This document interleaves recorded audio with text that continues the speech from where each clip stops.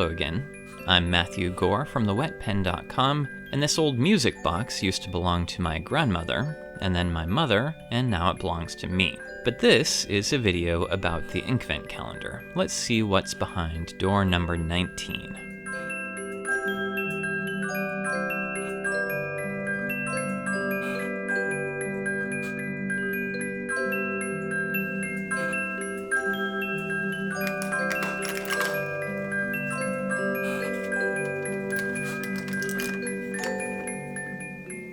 Here we have an ink called Silent Night, and the bottle says that this is a standard ink.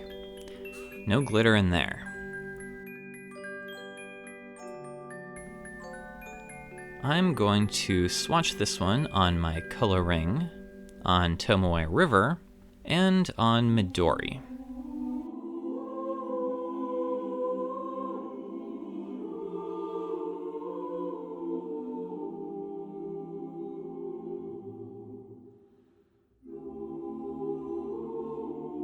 Ooh, this is a gorgeous dark blue-gray.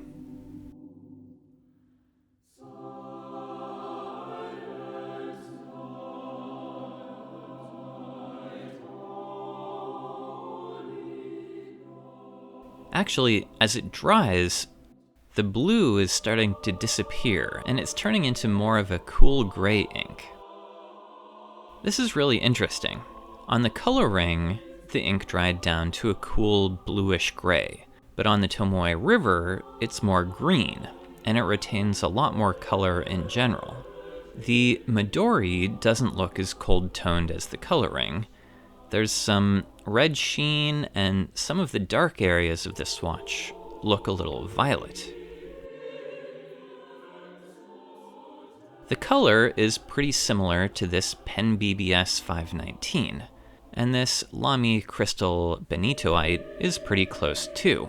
This Bon Esperance is a little more green, like the Tomoe River, and this Shimoyo looks pretty similar too.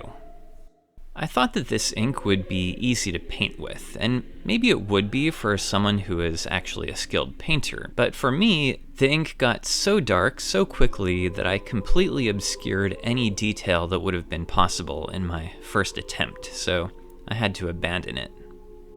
In my second attempt, I tried to stick with thin washes, and it was a lot less messy. I was going for a kind of snowy scene at night, and about half of this painting sort of looks like that.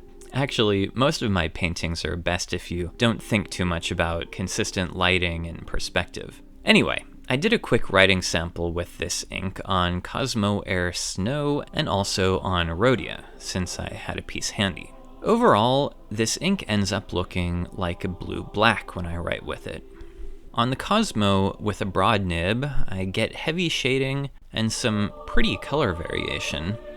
And when I use a fine Jinhao nib, there's still some nice color. This ink has about medium wet flow for me, but on the Rhodia paper, it did feel like it absorbed pretty quickly into the paper and gave me good quick dry times.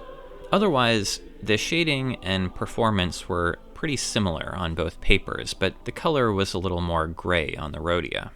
And that's it. It's funny to me that this ink ends up being a pretty typical blue-black on some papers, and it's still one of my favorites from this whole calendar. I guess I'm a creature of habit when it comes to ink. Merry Christmas, everyone, and I'll see you back here again tomorrow with another new bottle of ink.